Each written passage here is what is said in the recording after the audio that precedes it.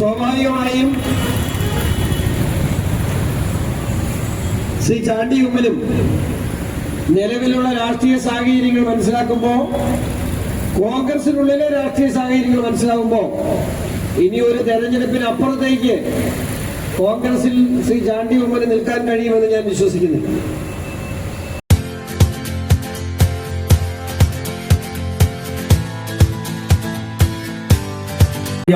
ഇതുവഴി കടന്നു വരുന്നത്. ഇന്ന് രാവിലെ 9 മണിക്ക് ഏറ്റുമാനൂരിൽ നിന്നും ആരംഭിച്ച് പാമ്പാടി, മണർക്കാട്, പുതുപ്പള്ളി നടക്കുന്ന വിവിധ സ്വീകരണങ്ങളെല്ലാം ഹിന്ദു ഐക്യവേദി കോട്ടയം താലൂക്ക് കമ്മിറ്റിയുടെ ആഭിമുഖ്യത്തിൽ വഖഫ് കരിനിയമം റദ്ദാക്കുക, വഖഫ് ഭീകരത അവസാനിപ്പിക്കുക തുടങ്ങിയ മുദ്രാവാക്യങ്ങൾ ഉയർത്തിക്കൊണ്ട് കഴിഞ്ഞ 1.5 മാസമായി കേരളത്തിലുടനീളം നടത്തിവരുന്ന വഖഫ് അവബോധ ജനജാഗരണ യാത്രയാണ് ഇവിടെ എത്തിച്ചേർന്നിരിക്കുന്നത്. ഈ ജനജാഗരണ യാത്രയിൽ പുതുപ്പള്ളിയിൽ അഡ്വക്കേറ്റ് ഷോൺ ജോർജ്, BJP സംസ്ഥാന സമിതി അംഗം അഡ്വക്കേറ്റ് ഷോൺ ജോർജ് പൊതുജനങ്ങളെ അഭിസംബോധന ചെയ്യുന്നതാണ്. ഹിന്ദു ഐക്യവേദി നടത്തിവരുന്ന ജനജാഗരണ യാത്ര അത് വഖഫ് കരിനിയമം റദ്ദാക്കുക, വഖഫ് ഭീകരത അവസാനിപ്പിക്കുക തുടങ്ങിയ മുദ്രാവാക്യം ഉയർത്തിക്കൊണ്ട് കഴിഞ്ഞ 1.5 മാസമായി കേരളത്തിലുടനീളം നടത്തിവരുന്ന ജനജാഗരണ യാത്ര പുതുപ്പള്ളിയിൽ എത്തിച്ചേർന്നിരിക്കുന്നു. പുതുപ്പള്ളിയിലെ പൊതുജനങ്ങളെ അഭിസംബോധന ചെയ്തുകൊണ്ട് BJP സംസ്ഥാന സമിതി അംഗം അഡ്വക്കേറ്റ് ഷോൺ ജോർജ് ഇവിടെ സംസാരിക്കുന്നതാണ്. എല്ലാ നല്ലവരായ നാട്ടുകാരെയും ഈ വേദിയിലേക്ക് സ്വാഗതം ചെയ്യുകയാണ്. ബഹുമാനപ്പെട്ട നാട്ടുകാരെ, സുഹൃത്തുക്കളെ, നിങ്ങൾക്ക് ഏവർക്കും നമസ്കാരം. ഹിന്ദു ഐക്യവേദി കേരളമൊട്ടാകെ ജനജാഗരണ സദസ്സും ജനജാഗരണ യാത്രയുമായി നടന്നുകൊണ്ടിരിക്കുകയാണ്. വഖഫ് ഭീകരതയ്ക്കെതിരെ ഇനി നടത്തുന്ന ജനജാഗരണ യാത്രയുടെ ഇന്നത്തെ പ്രോഗ്രാം രാവിലെ ഏറ്റുമാനൂർ അമ്പല നടയിൽ നിന്നും ആരംഭിച്ച് ഇപ്പോൾ പുതുപ്പള്ളിയിൽ എത്തിച്ചേർന്നിരിക്കുകയാണ്. ഇതുപോലെ കേരളമൊട്ടാകെ ഹിന്ദു ഐക്യവേദി വിവിധ സ്ഥലങ്ങളിൽ ഇതുപോലുള്ള യാത്രകൾ നടന്നുകൊണ്ടിരിക്കുകയാണ്. എന്താണ് വഖഫ്? അതുകൊണ്ട് ഇവിടെയുള്ള സാധാരണ ജനങ്ങൾക്ക് എന്തൊക്കെ ബുദ്ധിമുട്ടുകളാണ് നാളെ വരാൻ പോകുന്നത്? ഇവിടെ താമസിക്കുന്ന ഹിന്ദുക്കൾക്കും ക്രിസ്ത്യാനികൾക്കും മുസ്ലിങ്ങൾക്കും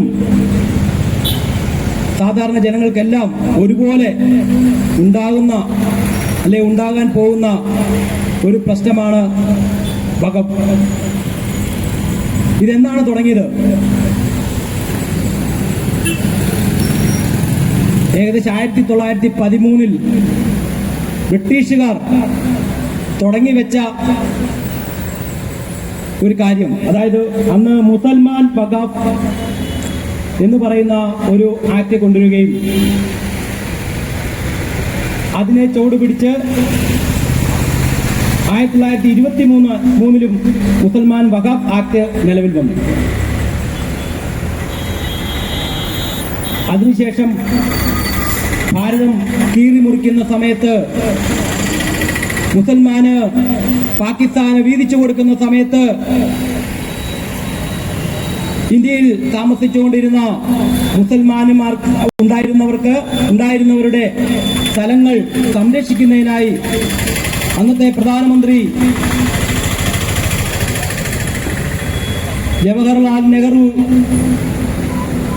പ്രത്യേകമായിട്ട് എഴുതിക്കൊടുത്ത ഒരു കരിനിയമമാണ് വഖഫ് കരിനിയമം.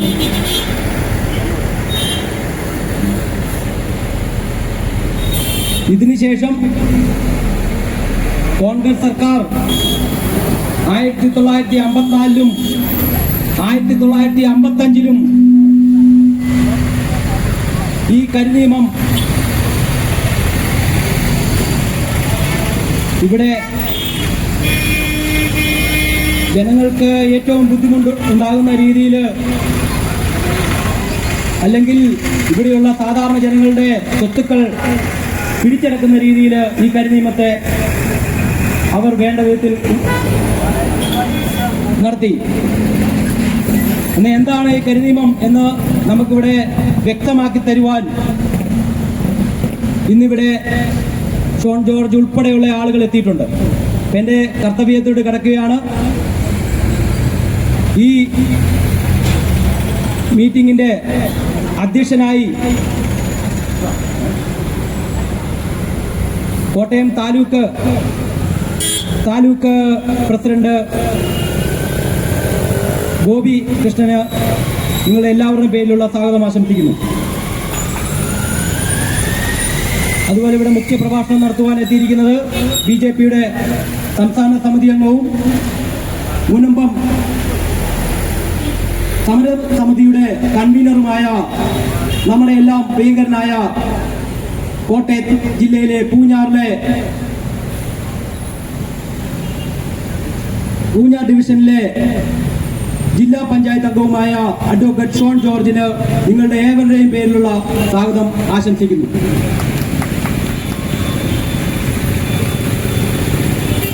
അതുപോലെ തന്നെ മഹിളാ ഐക്യവേദിയുടെ സംസ്ഥാന പ്രസിഡന്റ് ബിന്ദു മോഹൻജിക്കും നിങ്ങളുടെ ഏവരുടെയും പേരിലുള്ള സ്വാഗതം ആശംസിക്കുന്നു. ജില്ലയുടെ ജനറൽ സെക്രട്ടറി കൃഷ്ണകുമാർജിക്കും നിങ്ങളുടെ ഏവരുടെയും പേരിലുള്ള സ്വാഗതം ആശംസിക്കുന്നു. ഇവിടെ ജില്ലയുടെയും സംസ്ഥാനത്തിൻ്റെയും പഞ്ചായത്തിൻ്റെയും താലൂക്കിൻ്റെയും ഹിന്ദു ഐക്യയുടെ പ്രവർത്തകർക്ക്, മഹിളാ ഐക്യവേദിയുടെ പ്രവർത്തകർക്കും സ്വാഗതം ആശംസിക്കുന്നു.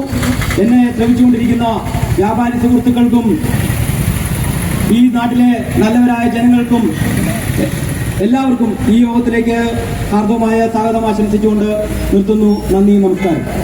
നടത്തുന്നതിനായി ജില്ലയുടെ സംഘടനാ സെക്രട്ടറി ജയചന്ദ്രൻ അവരുടെ ക്ഷണിക്കുന്നു. ഐക്യവേദി കഴിഞ്ഞ 1.5 മാസമായിട്ട് വഖഫ് എന്ന ഭീകരതയ്ക്കെതിരെ സംസ്ഥാനത്തിലും ജില്ലയിലുമൊക്കെ കൂടി പ്രക്ഷോഭ പരിപാടികളും സെമിനാറുകളും ജനജാഗ്രതാ സദസ്സുകളും യാത്രകളുമൊക്കെ നടത്തി വരികയാണ്. അതിൻ്റെ ഭാഗമായിട്ട് ഹിന്ദു ഐക്യവേദി കോട്ടയം താലൂക്കിന്റെ ആഭിമുഖ്യത്തിൽ നടത്തപ്പെടുന്ന ജനജാഗരണ യാത്രയാണ് ഈ പുതുപ്പള്ളി ജംഗ്ഷനിലെത്തിയിരിക്കുന്നത്. എന്താണ് വഖഫ്? ഇപ്പോഴും ജനങ്ങൾക്ക് അറിയാൻ മേലാത്ത, അല്ലെങ്കിൽ അതിനെപ്പറ്റി കൃത്യമായിട്ടൊരു നിർവചനം ജനങ്ങളുടെ മനസ്സിലേക്ക് എത്തിക്കപ്പെടാത്ത ഒരു വിഷയമാണ് വഖഫ് എന്ന വാക്ക്. വളരെ സിമ്പിളാണ്. മൂവ് ചെയ്യാൻ പറ്റുന്നതും മൂവ് ചെയ്യാൻ പറ്റാത്തതുമായിട്ടുള്ള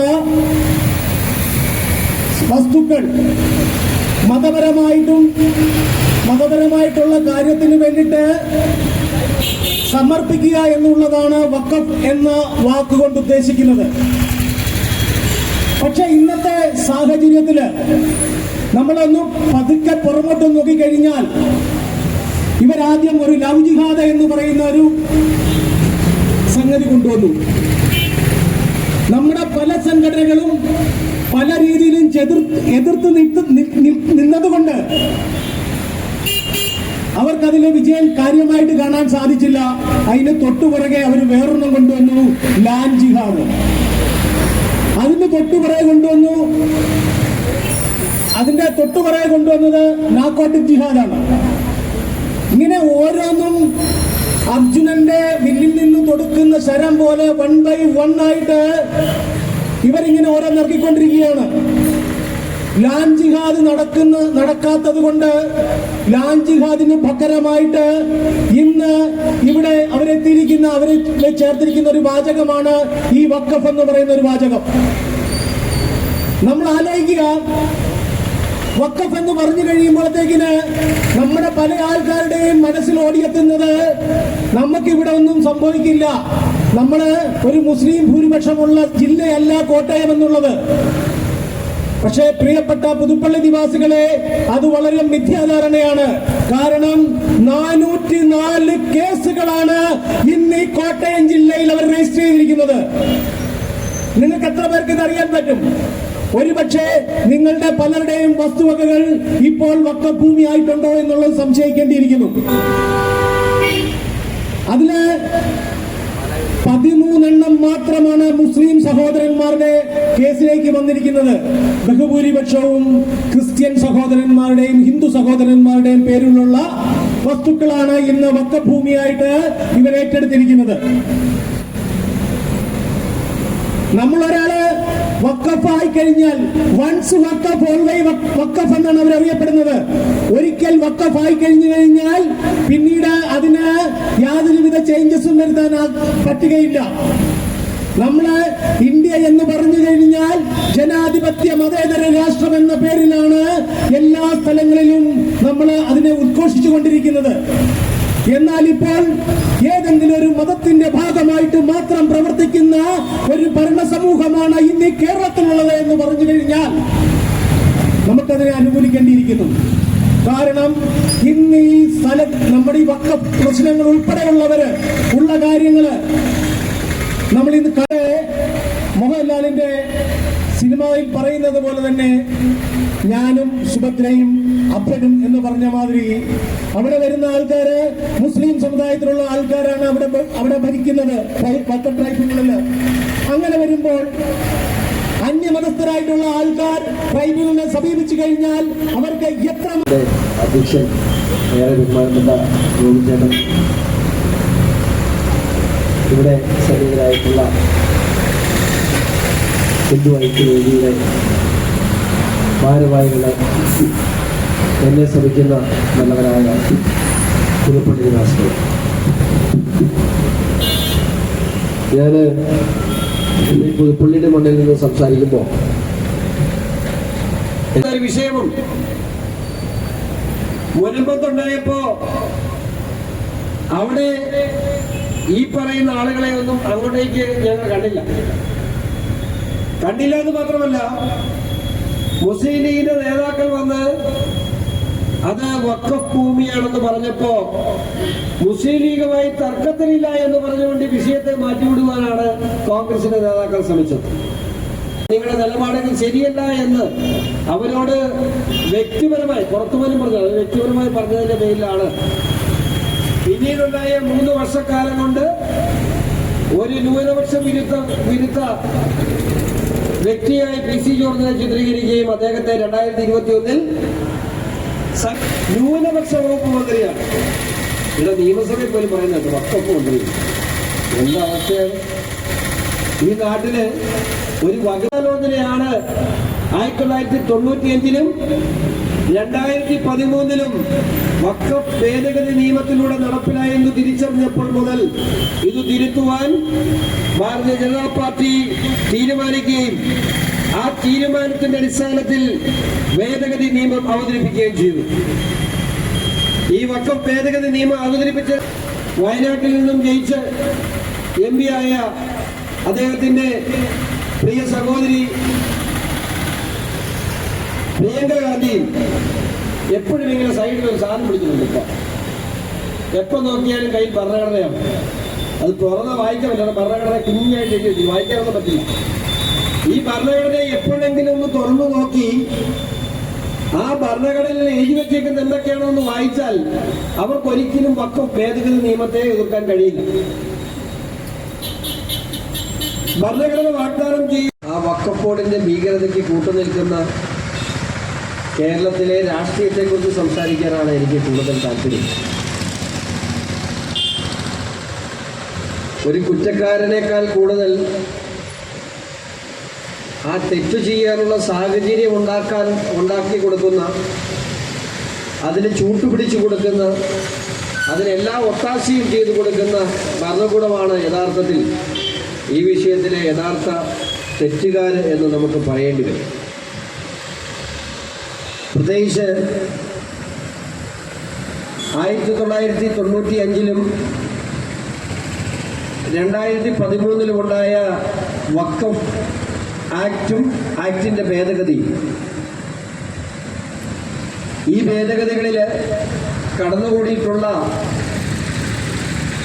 കുറ്റങ്ങൾ അല്ലെങ്കിൽ ഭരണഘടനയ്ക്ക് മുകളിലായി ഒരു ബോർഡിന് അധികാരം നൽകിക്കൊണ്ടുള്ള തീരുമാനങ്ങളെ തിരുത്തുവാനുള്ളൊരു തീരുമാനം സർക്കാരിന്റെ ഭാഗത്തുനിന്നുണ്ടാകുമ്പോൾ അതിനെ വർഗീയവൽക്കരിക്കുവാനും ആ വർഗീയവൽക്കരണത്തിലൂടെ ഒരു ന്യൂനപക്ഷ പ്രകടനം നടത്തുവാനുമായി ഈ രാജ്യത്തെ തന്നെ തീവ്രവാദ സംഘടനകൾക്ക് ഒറ്റുകൊടുക്കുവാനുള്ള ചില രാഷ്ട്രീയ പാർട്ടികളുടെ നയസമീപനങ്ങളെ തുറന്നു കാണിക്കാതിരിക്കാൻ കഴിയില്ല. ഇപ്പോൾ പുതുപ്പള്ളിയില് ഞാൻ ശ്രീ ചാണ്ടി ഉമ്മൻ MLA കുറിച്ച് ഞാൻ കൂടുതലൊന്നും പറയുന്നില്ല. അദ്ദേഹം തെറ്റു തിരുത്തി ഒരു കാലത്ത് ഞങ്ങളുടെ പാർട്ടിയുടെ ഭാഗമാകുമെന്ന് വിശ്വസിക്കുന്ന ഒരാളാണ് ഞാൻ. കാരണം അദ്ദേഹത്തിൻ്റെ പിതാവിൻ്റെ കൂടെ ഉണ്ടായിരുന്ന അല്ലെങ്കിൽ ആ കാലഘട്ടത്തെ രാഷ്ട്രീയ ഭീഷ്മാചാര്യന്മാരായിരുന്ന ശ്രീ AK ആന്റണിയുടെയും ശ്രീ K കരുണാകരന്റെയും മക്കളൊക്കെ ഇപ്പോൾ ഞങ്ങളുടെ കൂടെ ഉണ്ട്. സ്വാഭാവികമായും ശ്രീ ചാണ്ടി ഉമ്മനും നിലവിലുള്ള രാഷ്ട്രീയ സാഹചര്യങ്ങൾ മനസ്സിലാക്കുമ്പോൾ, കോൺഗ്രസിനുള്ളിലെ രാഷ്ട്രീയ സാഹചര്യങ്ങൾ മനസ്സിലാകുമ്പോൾ ഇനി ഒരു തെരഞ്ഞെടുപ്പിന് അപ്പുറത്തേക്ക് കോൺഗ്രസിൽ ശ്രീ ചാണ്ടി ഉമ്മന് നിൽക്കാൻ കഴിയുമെന്ന് ഞാൻ വിശ്വസിക്കുന്നില്ല. പക്ഷേ ഇപ്പോ നാളെ ഞങ്ങളുടെ കൂടെ വരുമെന്ന് പറഞ്ഞുകൊണ്ട് ഇന്ന് ചെയ്ത ഒരു തെറ്റിനെ ചൂണ്ടിക്കാണിക്കാതെ പോകാനും നമുക്ക് കഴിയും. നമുക്കറിയാം, ഹാഗിയ സോഫിയ കയ്യടി കിട്ടുന്നതിനുമായി ന്യൂനപക്ഷ പീഡനങ്ങൾക്കുമായി ലോകമെമ്പാടുമുള്ള ക്രൈസ്തവ ദേവാലയങ്ങളിൽ ആളില്ലാത്തത് കൊണ്ട് ബാധകളായി മാറുമെന്നും ബാധകളായി ദേവാലയങ്ങൾ മാറ്റപ്പെടുകയാണെന്നും കൊടുത്ത വാങ്ങിയ ഭൂമിയിൽ നിന്നും വീണ്ടും അവരിറങ്ങിപ്പോകേണ്ട രീതികളാണ്. അവിടെ പ്രശ്നം വഖഫ് ബോർഡിൻ്റെതാണോ ഞങ്ങളുടെ ആരുടേതാണോ അതോ അവിടെ ഈ വസ്തു കാശ് കൊടുത്ത് വാങ്ങിച്ച അവരുടേതാണോ? ഈ വഖഫ് ഭേദഗതി നിയമത്തെ എതിർക്കുന്നവരൊന്ന് പറഞ്ഞു തരണം. എനിക്ക് മനസ്സിലാകാത്തൊരു കാര്യമുള്ളൂ. ഈ വഖഫ് ഭേദഗതി നിയമത്തെ എതിർക്കുന്ന പ്രിയ സഹോദരങ്ങളെ, നിങ്ങളോട് എനിക്കൊന്ന് ചോദിക്കാനുള്ളൂ. ഒരു ഹൈക്കോടതി ഡിവിഷൻ ബെഞ്ചിന്റെ ഉത്തരവിനെ പോലും മറികടന്നുകൊണ്ട്, ഈ നാട്ടിൽ ഭരണഘടന വാഗ്ദാനം ചെയ്യുന്ന കുടികിടപ്പ് അവകാശത്തെ പോലും മറികടന്നുകൊണ്ട് ആ വസ്തു വഖഫ് ബോർഡിന് സ്വന്തം പേര് കൂട്ടാൻ അവകാശം കൊടുത്ത നിയമം, വഖഫ് ഭേദഗതി നിയമം 95-ലെയും 2013-ലെയും വഖഫ് ഭേദഗതി നിയമമാണെങ്കിൽ അത് പൊളിച്ചെഴുതുക തന്നെ വേണം. അത് പൊളിച്ചെഴുതിയേ മതിയാവൂ. അങ്ങനെ ആ വഖഫ് ഭേദഗതി നിയമത്തെ പൊളിച്ചെഴുതി ഈ നാട്ടിലെ ഭരണഘടനയെ സംരക്ഷിക്കാൻ ശ്രമിക്കുന്ന ഈ രാജ്യത്തെ ഭരണഘടനയ്ക്ക് എല്ലാ സംരക്ഷണവും നൽകണമെന്ന് നിശ്ചയദാർഢ്യമുള്ള ഒരു സർക്കാരിനെ എന്തു വില കൊടുത്തും എതിർത്തുകൊണ്ട് ന്യൂനപക്ഷ പ്രീണനത്തിലൂടെ, വർഗീയ പ്രീണനത്തിലൂടെ, തീവ്രവാദ പ്രീണനത്തിലൂടെ ഈ നാടിനെ ഇല്ലായ്മ ചെയ്യാൻ ശ്രമിക്കുന്ന കോൺഗ്രസുകാരാ, ഈ രാജ്യത്തെ ഇല്ലായ്മ ചെയ്യാൻ ശ്രമിക്കുന്ന കമ്മ്യൂണിസ്റ്റുകാരാ, നിങ്ങൾ ഇതിന് വില കൊടുക്കേണ്ടി വരും. അതിന് ഇന്ന് നിങ്ങൾ കാണിക്കും. ഇവര് നല്ല ഇസ്ലാമുകളാണെങ്കിൽ ഇവര് മയ്യത്ത് നിസ്കാരം നടത്തേണ്ട ഇപ്പോഴല്ല. ഇന്ത്യയുടെ പ്രണബ പൗരൻ അബ്ദുൽ കലാം, നമ്മളെല്ലാം ബഹുമാനിക്കുന്ന, 5 നേരം നിസ്കരിക്കുന്ന, ഈ ഭാരതത്തെ നെഞ്ചോട് ചേർത്ത് സ്നേഹിച്ച ഒരു നല്ല മനുഷ്യനുണ്ടായിരുന്നു. ഇന്ത്യയുടെ പ്രഥമ പൗരൻ, ഇന്ത്യയുടെ മുൻ പ്രസിഡന്റ് ശ്രീ APJ അബ്ദുൽ കലാം. അങ്ങേര് മരിച്ചപ്പോ യുവമാർക്കാർക്കും ഈ മയ്യത്ത് നിസ്കാരം നടത്താൻ പറ്റിയില്ലല്ലോ.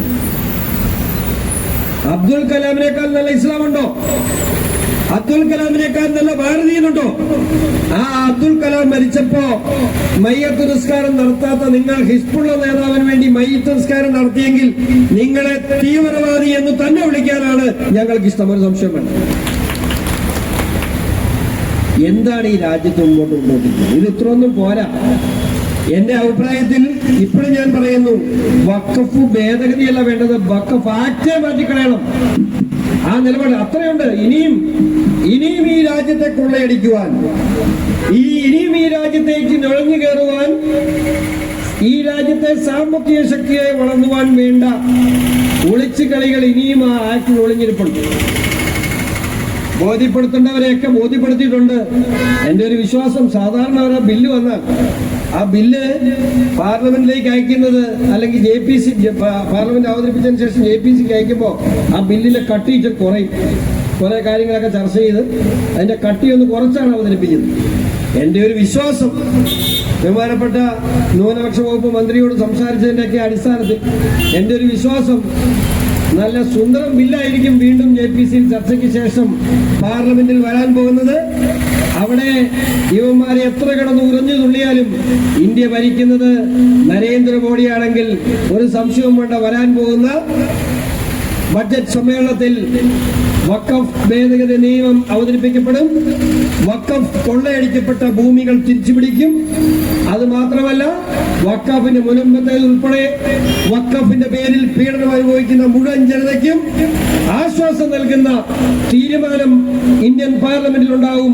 ഇന്ത്യൻ ഭരണഘടനയെ കൈ പിടിക്കുകയല്ല, നെഞ്ചോട് ചേർത്ത് പിടിച്ച് ഇന്ത്യൻ ഭരണഘടനയെ സംരക്ഷിക്കാൻ വേണ്ട നടപടികളും ഞങ്ങളുടെ ഭാഗത്തുനിന്ന്, ബഹുമാനപ്പെട്ട ഇന്ത്യൻ പ്രധാനമന്ത്രിയുടെ ഭാഗത്തുനിന്നും ഭാരതീയ ജനതാ പാർട്ടിയുടെ ഭാഗത്തുനിന്നും NDA സർക്കാരിന്റെ ഭാഗത്തുനിന്നും ഉണ്ടാകും എന്ന് മാത്രം പറഞ്ഞുകൊണ്ട് നിങ്ങളെല്ലാവരുടെയും ഈ സാന്നിധ്യത്തിൽ വലിയ രീതിയിൽ എനിക്കറിയാം കഴിഞ്ഞ 2 മാസക്കാലത്തിനിടയിൽ ഹിന്ദു ഐക്യവേദിയുടെ എത്ര പരിപാടിയിൽ ഞാൻ പങ്കെടുത്തിട്ടുണ്ടെന്ന് എനിക്ക് തന്നെ അറിയില്ല. അത്രയും പരിപാടിയിൽ ഞാൻ പങ്കെടുത്തിട്ടുണ്ട്. അത്രമാത്രം ഈ വിഷയത്തെ ജനങ്ങൾക്കിടയിൽ എത്തിക്കുവാൻ, ഇതിന്റെ ദോഷഫലങ്ങളെ ജനങ്ങൾക്കിടയിൽ ചർച്ചയാക്കുവാൻ, വലിയ രീതിയിലുള്ള ചർച്ച കേരളത്തിലുടനീളം സംഘടിപ്പിക്കുവാൻ ഹിന്ദു ഐക്യവേദിക്ക് കഴിഞ്ഞിട്ടുണ്ട്. ആ വിഷയത്തിൽ നിങ്ങൾ ഏറ്റെടുത്ത ഈ വിഷയത്തിൽ നിങ്ങൾ കാണിക്കുന്ന ആത്മാർത്ഥതയ്ക്കുള്ള നന്ദിയും സ്നേഹവും കടപ്പാടും അറിയിച്ചുകൊണ്ട് ഞാൻ നിർത്തട്ടെ. നന്ദി, നമസ്കാരം.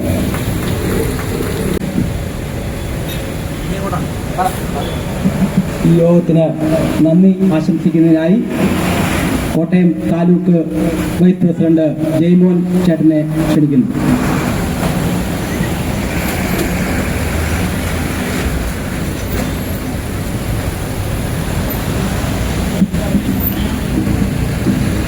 എല്ലാവർക്കും വിനീതമായ നമസ്കാരം. നമ്മുടെ വഖഫ് കരിനിയമത്തിനെതിരെ ഹിന്ദു ഐക്യവേദി നടത്തുന്ന ജനജാഗ്രത യാത്രയ്ക്ക് ഇവിടെ പങ്കെടുത്ത എല്ലാവർക്കും ഒറ്റവാക്കിൽ കൃതജ്ഞത രേഖപ്പെടുത്തിക്കൊള്ളുന്നു.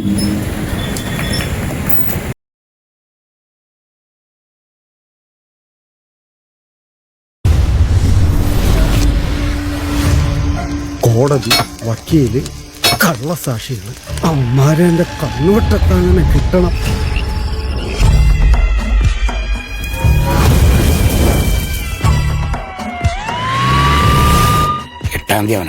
അവനെ തീർക്കും. നീ ഒന്ന് ഈ കാണുന്നതല്ല ശരിക്കുള്ള കേളു, അത് മനസ്സിലാക്കി. എന്ത് വർത്താനാണ് പറയണേ? നീയൊക്കെ അവരെ കണ്ടാ മുള്ളൂ. അപ്പനൊരുത്തിനും പേടിയില്ല. ഇവിടെ കൊണ്ടങ്ങ് നിർത്തിക്കോണം. എടാ ആഗ്രഹ പപ്പ, നിന്നെ ഞാൻ ബസ്സിൽ നിന്ന് കാണിച്ചപ്പോ നീ എന്നാടാ മൈൻഡ് ചെയ്യാൻ? ശരിക്കും പപ്പം കണ്ടില്ല. എടാ വർക്കണം ഇനി ഇച്ചിരി കിട്ടാൻ വല്ല വകുപ്പുണ്ടാവേ. അങ്ങോട്ട് ചെന്നാ മതി, അഭിസാബി മടലും കൊണ്ടടിക്കും. ഞാൻ ഉദ്ഘാടനം ചെയ്ത എല്ലാ പ്രസ്ഥാനങ്ങളും മുകളിലേക്ക് പോയ ചരിത്രമേ ഉള്ളൂ. മോളിലുണ്ടോ? നീ എന്നടി വിളിച്ചാ എടുക്കാത്ത? കൂലിയില്ലാത്ത പണിക്ക് നമ്മളില്ലേ? നമുക്ക് അവനെ ജനാധിപത്യപരമായി നേരിടാം, ഇല്ലെങ്കിൽ പോലീസിൽ പരാതിപ്പെടാം. കൂടെ ഒന്ന് നിന്ന് തന്നാ മതി.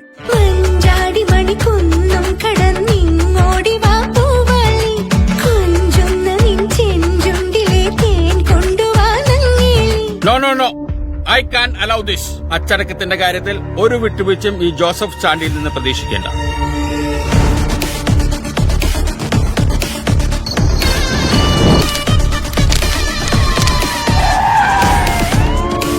തനിക്കെന്തോ പോലീസുകാരെ കാണുമ്പോ എത്ര പുച്ഛം? നട്ടലിന് ഇപ്പോഴും വില കുറവൊന്നുമില്ല സാർ.